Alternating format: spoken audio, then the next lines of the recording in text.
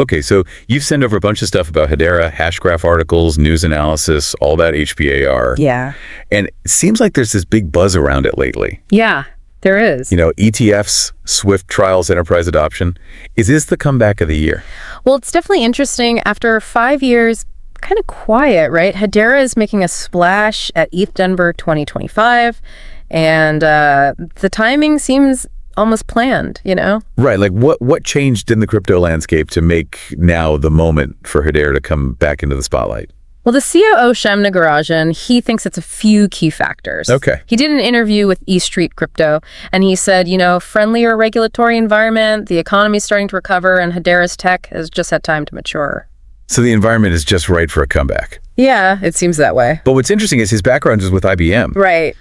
They weren't really big on Web3, were they? No, they weren't. And he even said that they aren't a Web3 company. Yeah, it's interesting. He joined Hedera's governing council back in 2019, so maybe seeing the potential of Hedera firsthand, changed his perspective. So it makes you wonder if this is, signaling a bigger shift in how established companies are looking at blockchain now. But let's get down to the details.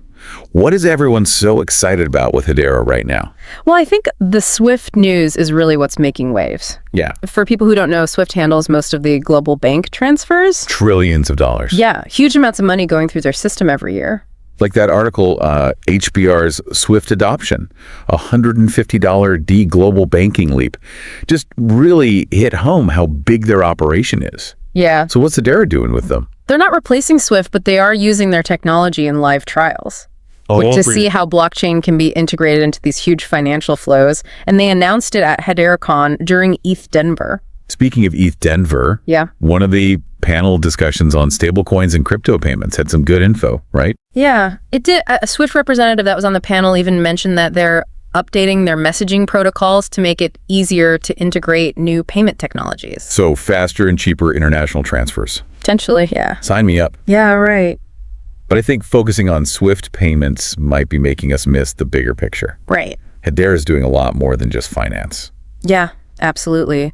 They're also creating partnerships in other sectors like aviation security, and while our sources don't say specific companies, it's pretty clear that the scope is broad. And then there's the NASDAQ filing for the Canary HBIR ETF. Right. That seems like a big sign of institutions getting interested in HBAR. Definitely. So is HBR becoming a mainstream investment?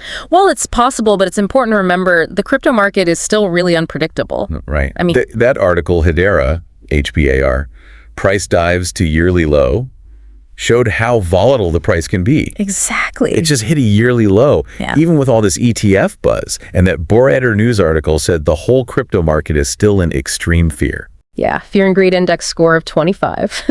So how do we put together all this positive news about Hedera with all the market nervousness? What should our listeners be thinking about when making their own investment decisions?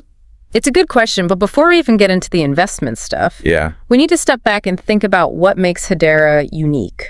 Right. We haven't even talked about that. Yeah, with all the ETFs and Swift trials, we forgot about the basics. Yeah. So at its core, Hedera uses a consensus mechanism called Hashgraph, which is different from a traditional blockchain. So tell me, how does Hashgraph work? What's the advantage? Well, the Hello Future Hedera article goes into all the details, but basically it's all about speed security and using way less energy. So it's like a blockchain, but faster and better for the planet. Yeah, you could say that, but it's also EVM compatible, which means that developers can easily build Ethereum-style applications on Hedera. Okay, so I see why people are so excited about Hedera. It's fast, it's secure, it's sustainable, it's developer-friendly, and they're making big moves with these companies. So it seems like they're in a really good spot to take advantage of the growing interest in blockchain from both institutions and everyday users. Definitely, but there's another really important thing about how Hedera is doing things that we should talk about. This tension between them focusing on adoption by institutions and the idea of decentralization. That's a great point. All right. Let's dig into that more. What are the possible downsides of this, and how does Hedera balance that with their focus on decentralization? That's a great question, and it's definitely worth talking about more, and we'll dig into that in the next part of our deep dive. Looking forward to it. Stay tuned, everybody. Okay, so we're back, and we're going to dig a little deeper into this idea of Hedera balancing working with these big institutions, but also staying true to the decentralized idea of blockchain. Yeah, it's a really interesting situation because For years, the main idea in crypto was all about getting everyone to use it, building communities, and changing the way things work. Right, the power to the people kind of thing. Exactly. But Hedera seems to be taking a different approach. They're not trying to fight the system. They're working with governments, big companies, institutions. So instead of overthrowing the system, they're trying to change it from the inside. Yeah, exactly. Is this the future of blockchain? Well, that's the million-dollar question, isn't it? I don't think there's a simple answer. Yeah, are we going to see mass adoption coming from, boardrooms instead of internet forums? It could be, but there are good arguments on both sides. So let's talk about those. What are some of the downsides of this approach? Well, some people say it goes against the whole point of decentralization. Right. If blockchain just becomes another tool for big institutions to control things. Then we're back to where we started. Exactly. We're just recreating the same centralized systems we were trying to get away from. Right. Plus, there's always the risk that these institutions could try to control how Hedera develops. Right, because Hedera's governing council is made up of these same organizations. That's a good point. Yeah. But on the other hand, couldn't you argue that this is kind of necessary to get blockchain to really be used by everyone? Oh, absolutely. Yeah. Most people aren't going to use blockchain just because it's cool or rebellious, right? They need to see how it can actually make their lives easier or safer or more efficient. And that's where these big partnerships and investments come in. Yeah, exactly. Think about things like faster, cheaper international transfers. Right. Or a really secure way to manage your digital identity. Or even using blockchain to fight climate change, which Hedera is looking into. Yeah. So those are things that could really benefit from what Hedera can do. You're right. Hedera is really well suited for these global challenges because of its speed, security, and low energy use. So it seems like we've got these two competing ideas.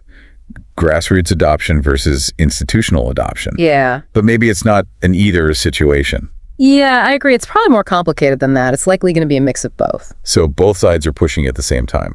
Yeah, blockchain growing from the bottom up and the top down at the same time. And Hedera's in a good position to take advantage of both. Yeah, they're building relationships with big institutions, but they're also encouraging developers and building a community around decentralized applications. So what does this mean for our listeners? Yeah. What should they be paying attention to as Hedera keeps going? I think a few things. First, the SEC's decision on the Canary HBAR ETF is going to be important. Right. If it's approved, it could open the door for a lot more institutional investment in Hedera. And that could have a big effect on the price of HBAR. Potentially, yeah. But even more important is to see how these partnerships actually turn into real-world uses. Yeah. Are they really making payments faster, data more secure, and creating new applications that benefit everyday people? Exactly. Those are the things that really matter in the long run. And it's also important to remember that even with all the good things happening, the crypto market can change really quickly. Right. We talked about that extreme fear sentiment. It's still out there. So do your research, understand the risks, and don't invest more than you can afford to lose. Good advice. But I think there's even more to this than just the price of HBAR and investments. Okay, what do you mean? Well, Hedera's story brings up some really big questions about the future of decentralized technology. Will it really empower individuals and communities like it's supposed to? Or will it just become another tool for those in power? That's a deep question. It seems like Hedera is trying to find a way to embrace both the potential of decentralization and the reality of working within existing systems. Exactly. And whether they succeed or fail could affect the whole blockchain world. We're seeing a really important moment in how this technology is developing, and Hedera's approach could have a huge impact on what decentralization looks like in the future. This has been a really interesting conversation, but before we move on, I want to go back to something you mentioned earlier about the tech behind Hedera. Okay. We talked about Hashgraph and being EVM compatible, but could you explain those a little more for people who aren't tech experts? Sure. So Hashgraph is the way that the Hedera network agrees on things. Okay. What does that mean? Well, in a decentralized network like blockchain or Hedera, you need a way for everyone to agree on which transactions are valid and in what order. Right. That's what consensus mechanism does. It makes sure everyone's on the same page and prevents fraud. So how is Hashgraph different from how other blockchains do it? Most blockchains like Bitcoin and Ethereum use things called proof of work or proof of stake. Okay. And those can use a lot of energy and be slow. Right. Hashgraph uses something called gossip about gossip. Gossip about gossip. Yeah, basically the nodes on the network are constantly sharing information about transactions with each other. So it's like a more efficient and eco-friendly way to reach consensus. Exactly. And it's one of the reasons why Hedera is being used for things that need really fast transactions, like micropayments or supply chain tracking. Okay, that makes sense. Now, what about EVM compatibility? Right. So EVM stands for Ethereum Virtual Machine. It's basically the software environment where smart contracts and applications run on Ethereum. So Hedera being EVM compatible means they can use all the Ethereum stuff. Yeah, developers can take their Ethereum projects and easily put them on Hedera and take advantage of how fast and efficient it is. That's a smart move. It seems like they're trying to attract developers who already know Ethereum. Right. And that could really help the Hedera ecosystem grow quickly as more developers come and build new things. This has been a really great deep dive into Hedera. I feel like I have a much better understanding of their vision and how they're trying to connect the world of institutions with the future of blockchain. It's definitely a complex situation with lots of questions still to be answered, but Hedera's journey is something to watch. Absolutely. So what's the final thought you want to leave our listener with? What should they be thinking about? Well, imagine a future where blockchain is just part of our lives and we don't even think about it. Okay. It's just there powering everything from how we pay to our online identities. Kind of like the internet today. Yeah, exactly. We don't think about the technology behind it. We just use it. Right. Now imagine that future being shaped not just by tech people, but by governments, companies, and institutions all over the world. That's a really powerful image. And it makes me think, what kind of world are we creating? Who's going to benefit from this and who might get left behind? Those are questions we all need to think about as blockchain keeps growing. And Hedera, with their focus on working with companies in real-world uses, gives us a really interesting example of how things are changing. This has been a really insightful look at Hedera Hashgraph. I feel like we've learned a lot, not just about their platform, but about the bigger trends that are shaping the future of blockchain. I hope so. And this is just the start of the conversation. The blockchain revolution is still happening, and it's up to all of us to decide what it looks like. Thanks for joining us on this deep dive into Hedera. We'll be back soon with another exploration of a cutting-edge topic. Until then, keep learning, keep questioning, and keep pushing the boundaries of what's possible. So we've talked about a lot with Hedera. It's Comeback, Hashgraph, their partnerships with companies like Swift. Yeah, and how they're attracting investors with the ETF and pushing the boundaries of what we can do with blockchain, like tokenized assets. It's been fascinating looking at their plans and how they're dealing with the ups and downs of the crypto market and that balance between getting adopted by big institutions but staying decentralized. Right. And as we wrap up, I think we should take a step back and look at the bigger picture here. Yeah, give me the big picture. What are the key takeaways?